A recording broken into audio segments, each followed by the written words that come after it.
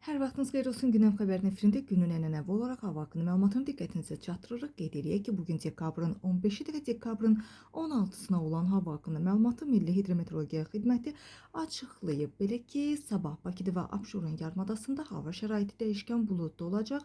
Əsasən yağmursuz keçəcək, lakin gecə və axşam bəzi yerlərdə ara bir yağış yağacağı gözlənilir.